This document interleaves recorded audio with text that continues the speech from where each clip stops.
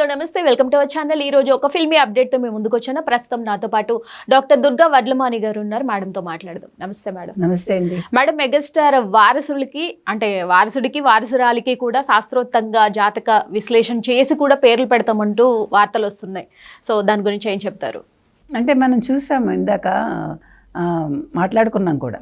ఏంటంటే వాళ్ళు జ్యోతిష్య శాస్త్ర ప్రకారమే పిల్లల్ని 11:30 తర్వాత జనవరి 31న కన్నారు అని ఆవిడ చెప్పినట్టుగానే మనం చూసాము ఒక వార్త.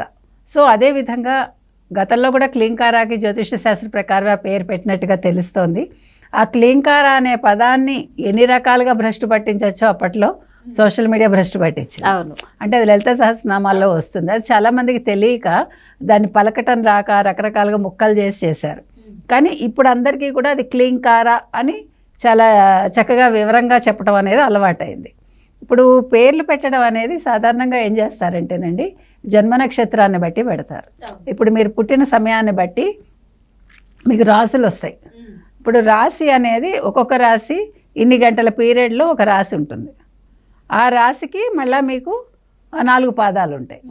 ఆ పాదాల్లో మళ్ళీ మీరు ఫస్ట్ పుట్టినప్పుడు ఒక అక్షరం ఉంటుంది, 1-2 అక్షరాలు, 2వ పాదానికి కొన్ని అక్షరాలు, 3వ పాదానికి కొన్ని అక్షరాలు, 4వ పాదానికి కొన్ని అక్షరాలు, అట్లా ఉంటుంది.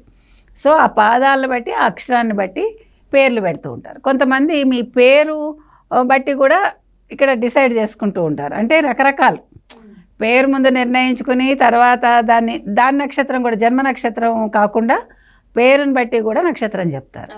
ఇన్ని రకాలు ఉంటాయి. జ్యోతిష్యంలోకి వెళ్తే మనకి చాలా భిన్నంగా ఉంటుంది. అది నమ్మితే నమ్మచ్చు, అది వాళ్ళ ఇష్టం. పేరులో ఏముందండి అనుకుంటే, అందుకే పేరులోనే ఉంది పెన్నిధి, పేరులో ఏముంది పెన్నిధి, 2 ఉన్నాయి మనకి. కానీ పేరు అనేది ఇంకొక విషయం ఏంటంటే, సాధారణంగా మన పిల్లలకు ఒక పేరు పెట్టి ముద్దు పేర్లతో పిలుస్తూ ఉంటాం. అవును, అలా పిలవకూడదు అంటారు. ఇప్పుడు మీరు జ్యోతిష్యం ప్రకారం ఒక పేరు పెట్టినప్పుడు మీరు ఆ పేరు పలుకుతూ ఉంటే వాళ్ళకి ఆ పేరు బలం ఉంటుందంటారు. అది కూడా తెలుసుకోవాలి. అంటే అది వాళ్ళ ఇష్టం, అది కూడా చెప్తున్నా. ఇప్పుడు నేను ఇలా చెప్పాను కాబట్టి ఇవిడు ఇలా చెప్పారేంటి, ఇలాగే చెయ్యాలా అనే వ్యాఖ్యానాలు కూడా వస్తాయి. నేను అది చెప్పట్లా, సాధారణంగా చెప్పే విషయాలు చెప్తున్నా. ఇప్పుడు జ్యోతిష్యం చదువుకుంటే మనకు కొన్ని అర్థమవుతాయి. నమ్మే వాళ్ళు నమ్ముతారు, నమ్మని వాళ్ళు నమ్మరు. కానీ ఉపాసన చరణ్ దంపతులకి నమ్మకం ఉన్నట్టుంది, మంచిది, అది కూడా వాళ్ళ ఇష్టం. అది ఇప్పుడు మనం హిందూ దీని ప్రకారం మనం నమ్ముతాం, కానీ ముస్లిమ్స్ కూడా నమ్మేవాళ్ళు ఉన్నారు, మీకు తెలుసో లేదో. ఇప్పుడు వాళ్ళు ఎంత ముస్లిం కస్టమ్స్ పాటించినా నా ఫ్రెండ్సే ఉన్నారు. వాళ్ళు మళ్ళీ జాతకాలు చూపించుకుంటారు. అంటే మీకు హెల్త్ ఇష్యూస్ వచ్చినప్పుడు, ఒక కష్టం వచ్చినప్పుడు వాళ్ళు అలాంటి పనులు చేస్తూ ఉంటారు. కాబట్టి ఇక్కడ జరిగేది ఏంటంటే, వాళ్ళు ఉపాసన అండ్ రామ్ చరణ్ ఎవరైతే ఉన్నారో అబ్బాయికి ఏం పేరు పెడతారు, అమ్మాయికి ఏం పేరు పెడతారో చూడాలి. మనం ఆల్రెడీ చెప్పాము, చిరంజీవి అని పెట్టే అవకాశం ఉంది అబ్బాయికి అని. మనం ఫస్ట్ రోజే అన్నాం. మనం చూద్దాం మరి ఏం పెడతారు. చిరంజీవి యాడ్ చేస్తారు, చాలా ఈగర్గా వెయిట్ చేస్తున్నారు. కాబట్టి చిరంజీవి అనేది చాలా మంచి పేరు. అందులో చిరంజీవి గారికి చాలా కలిసి వచ్చిన పేరు, వాళ్ళ అమ్మగారికి నాన్నగారికి ఇష్టమైన పేరు. కాబట్టి మనవాడికి అది పెట్టే అవకాశం ఉందని మనకు అనిపిస్తుంది. Thank you madam. Thank you.